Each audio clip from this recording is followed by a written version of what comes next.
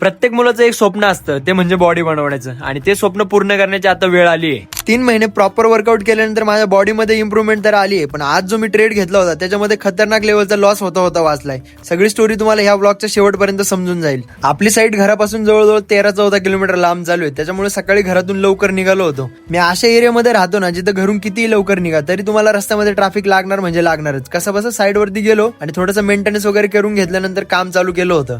बरं, त्यात साईड वरती ऊन पण इतकं आहे ना की मशीनच्या केबिन मधून बाहेर निघायची सुद्धा इच्छा होत नाही. माझ्यासोबत अजून एक जेसीबी काम करत होता. त्या जेसीबी मध्ये मस्तपैकी थंड पाण्याचा जार ठेवला होता. ते पाणी प्यावं म्हटलं, अर्ध पाणी तर माझ्या नाकातच गेलं. आणि आज साईड वरती मला ह्या रॅमच्या लेवल फायनल करून द्यायच्या होत्या. इथं पण लवकरच कॉन्क्रीटचं काम चालू करायचंय. सो आम्हाला आजचा फायनल दिवस दिलेला होता. मला आज दुपारी मशीनला डिझेल टाकायला जायचं होतं आणि आमच्या एरियामध्ये तरी अजून डिझेलचं शॉर्टेज दिसून येत नाहीये. आज आपल्या मशीनचं इंटेरियर तुम्हाला थोडंसं खराब दिसून येईल, कारण मला सकाळी वेळच नाही भेटला.